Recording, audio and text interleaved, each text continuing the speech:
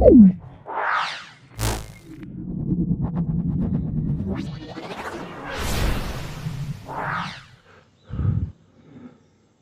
আমরা ক্লাস 8-এর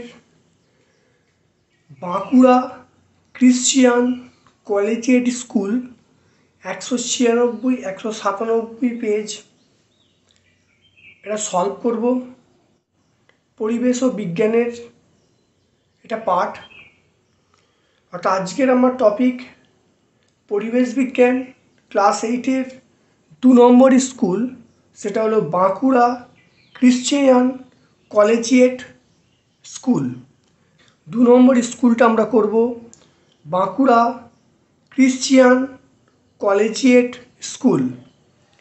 প্রথম প্রশ্ন যেটা আছে সেটা হলো বিশুদ্ধ জলের স্ফুটনাঙ্ক কত। এখানে অপশান দেওয়া আছে 536 ক্যালোরি, অপশান বি দেওয়া আছে 0 ডিগ্রি সেন্টিগ্রেড, অপশান সি দেওয়া আছে 100 ডিগ্রি সেন্টিগ্রেড, অপশান ডি দেওয়া আছে 123 ডিগ্রি সেন্টিগ্রেড। এটা মনে রাখতে হবে, সেটা অপশান সি হবে 100 ডিগ্রি সেন্টিগ্রেড। 2-এর প্রশ্নটা আছে ঢালাই লোহা তরলে পরিণত হলে এর আয়তন কমে যায়, বেড়ে যায়, একই থাকে, শূন্য হয়। লোহা তরলে পরিণত হলে মনে রাখতে হবে আয়তনে কমে যায়। তাহলে ঢালাই লোহা তরলে পরিণত হলে আয়তনে কি হয়? কমে যায়। 3-এরটা NaCl দ্রবীভূত হয় জল, অ্যালকোহল, বেনজিন, ইথারে। NaCl অবশ্যই এটা জলে দ্রবীভূত হয়, কারণ NaCl তড়িৎ বিশ্লেষ্য পদার্থ, তাই তড়িৎ বিশ্লেষ্য পদার্থ হওয়ার জন্য জলে দ্রবীভূত হয়। তড়িৎ বিশ্লেষ্য পদার্থ নয় চিনি, NaCl, KOH, MgSO4। প্রত্যেকের নামগুলো জানা যাক। NaCl মানে সোডিয়াম ক্লোরাইড, KOH মানে এটাকে বলা হয় কস্টিক পটাশ, আর MgSO4 মানে ম্যাগনেসিয়াম সালফেট। তাহলে এর মধ্যে কোনটা তড়িৎ বিশ্লেষ্য নয়? এটা অপশান এ, চিনিটা। রেলগাড়ির যে অংশটি বৈদ্যুতিক তার ছুঁয়ে থাকে তার নাম ক্রেস্কোগ্রাফ, পেন্টোগ্রাফ, সিসমোগ্রাফ, কোনোটি নয়। মনে রাখতে হবে এখানে হলো যেটা যুক্ত হবে সেটা হলো রেলগাড়ির যে অংশ বৈদ্যুতিক তারের সঙ্গে ছুঁয়ে থাকে সেটা হলো পেন্টোগ্রাফ, অপশান বি। তারপরে পরের প্রশ্ন 6-এরটা নন সিস্টার মুরগি হলো আসিল, ব্রাহ্মা, কোচিন, লেঘর্ন। তাহলে এখানে হলো নন সিস্টার হলো সেটা অপশান ডি, লেঘর্ন। তাহলে নন সিস্টার মুরগি হলো লেঘর্ন। এরপরে আমরা 197 পেজে আসছি। কোন পদ্ধতিতে সূর্য থেকে তাপ পৃথিবীতে আসে? এটা মনে রাখতে হবে, সবাই জানো তোমরা, এটা হলো বিকিরণ।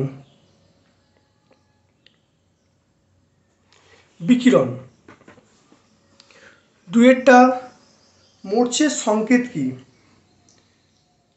মনে রাখতে হবে মরচের সংকেত হলো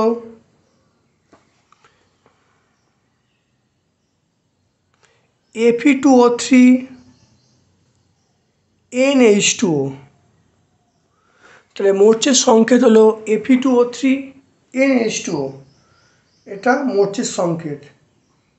N বলতে এখানে কিন্তু জলের অণুর সংখ্যা, Fe2O3, NH2O। N বলতে এখানে জলের অণুর সংখ্যা, এটা পরিবর্তনশীল। তাহলে N এখানে লেখা হয়েছে পরিবর্তন, কোনো জায়গায় 2 হতে পারে, 3 হতে পারে, 4 হতে পারে। সেই জন্য আমরা এখানে ওই 1 2 3 4 না লিখে N লিখেছি। তাহলে মরচের সংকেত যখন পড়বে তখন তোমরা মরচের সংকেত যখন পরীক্ষায় পড়বে তখন তোমরা লিখবে Fe2O3, কমা NH2, এনটা হলো জলের অণুর সংখ্যা বলছে, এটা হলো পরিবর্তনশীল। ঠিক আছে, তারপরে আমরা চলে আসছি 3টায়, জলের তড়িৎ বিশ্লেষণ করার পাত্রটিকে কি বলে? এটা আমরা বলবো ভোল্টামিটার। ভোল্টামিটার আমরা বলবো। তাহলে জলের তড়িৎ বিশ্লেষণ করার পাত্রটিকে ভোল্টামিটার বলে। দমদম ঝড়, দমদম ঝড় কী নামে পরিচিত? দমদম ঝড় এটা বেশি পরিচিত কালাঝড় নামে।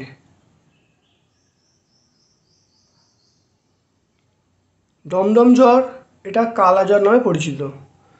চায়ে উপস্থিত কোন উপাদানটি রক্তে কোলেস্টেরলের মাত্রা কমাতে সাহায্য করে?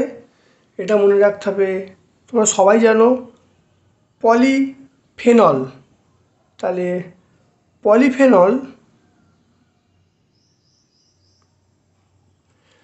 পলিফেনল, তাহলে চায়ে উপস্থিত পলিফেনল রক্তে কোলেস্টেরলের মাত্রা কমাতে সাহায্য করে।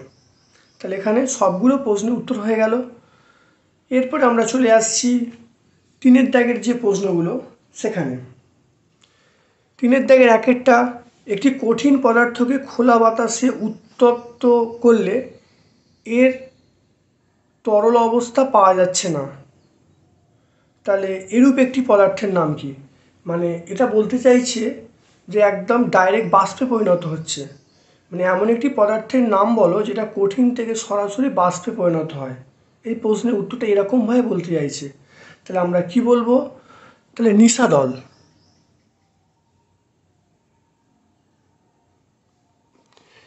নিশাদল। হিমমিশ্রের ব্যবহার, পরের প্রশ্ন বলা আছে হিমমিশ্রের একটি ব্যবহার। হিমমিশ্রের ব্যবহার বললে দুটো ব্যবহার এখানে পয়েন্ট করা আছে। 1 নম্বর পয়েন্ট হলো যে মাছ মাংস সংরক্ষণে হিমমিশ্র ব্যবহার করা হয়, আর 2 নম্বর পয়েন্ট হলো কুলফি আইসক্রিম তৈরি করতে ব্যবহার করা হয়। তাহলে মাছ মাংস সংরক্ষণে আমরা হিমমিশ্র ব্যবহার করি, বা কুলফি আইসক্রিম তৈরি করতে হিমমিশ্র ব্যবহার করি। তারপরের প্রশ্ন 4-এর 1-এরটা, অনুঘটকের দুটি বৈশিষ্ট্য লিখতে বলছে।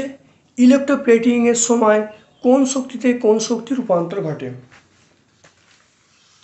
তাহলে অনুঘটকের দুটো বৈশিষ্ট্য, একটা বৈশিষ্ট্য হলো অনুঘটক রাসায়নিক পদার্থ যা বিক্রিয়ার বেগকে বাড়ায় বা কমায়। তাহলে অনুঘটকের অন্যতম বৈশিষ্ট্য হলো এটা একটা রাসায়নিক পদার্থ যা বিক্রিয়ার বেগকে বাড়ায় বা কমায়। আর 2 নম্বর বৈশিষ্ট্য হলো অনুঘটক বিক্রিয়ার পর নিজে ঠিক থাকে, অর্থাৎ বিক্রিয়ার পর নিজে বিক্রিয়ার বেগ বাড়িয়ে দেবে কমিয়ে দেবে, কিন্তু নিজে অপরিবর্তিত থাকবে, অর্থাৎ নিজের কোনো পরিবর্তন ঘটবে না। তাহলে 1 নম্বর পয়েন্ট হলো অনুঘটক একটা রাসায়নিক পদার্থ যা বিক্রিয়ার বেগকে বাড়ায় বা কমায়। আর বিক্রিয়ার পর 2 নম্বর পয়েন্ট, বিক্রিয়ার পর অনুঘটক নিজে অপরিবর্তিত থাকে। আর ইলেকট্রোপ্লেটিং এর বাংলা হলো তড়িৎ লেপন। তাহলে তড়িৎ লেপনে কোন শক্তিতে রূপান্তর হয়? তাহলে ইলেকট্রোপ্লেটিংয়ের বাংলা হলো তড়িৎ লেপন। তাহলে তড়িৎ লেপনে আমরা তড়িৎ শক্তি রাসায়নিক শক্তি রূপান্তর হয়। তাহলে ইলেকট্রোপ্লেটিং বা তড়িৎ লেপনে সেটা আমরা কি বলবো? তড়িৎ শক্তি রাসায়নিক শক্তিতে রূপান্তরিত হয়।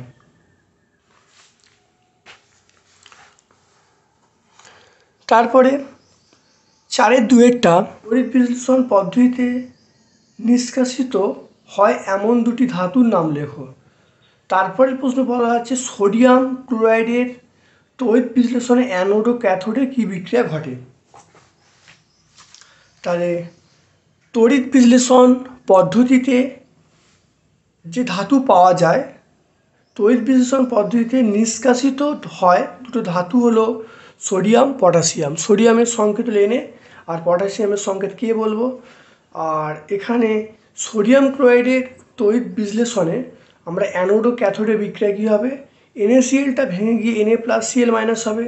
ক্যাথোডে Na++ ইলেকট্রন, এটা Na ধাতু হয়ে যাবে। অ্যানোডে Cl- ইলেকট্রন, সেটা Cl হবে। Cl+Cl = Cl2। তাহলে ক্যাথোডে Na ধাতু উৎপন্ন হবে আর অ্যানোডে Cl2 গ্যাস অর্থাৎ ক্লোরিন গ্যাস উৎপন্ন হবে। ম্যালেরিয়া রোগের লক্ষণগুলো লিখতে বলছে। তাহলে 1 নম্বর পয়েন্ট হলো কাঁপুনি দিয়ে জ্বর আসে। তাহলে ম্যালেরিয়া রোগের লক্ষণ হলো কাঁপুনি দিয়ে জ্বর আসে। 2 নম্বর পয়েন্ট হলো মাথার যন্ত্রণা, গাঁটে যন্ত্রণা, পায়ের যন্ত্রণা হয়। 3 নম্বর পয়েন্ট হলো বমি ভাব, মাথা ঘোরা সৃষ্টি হয়।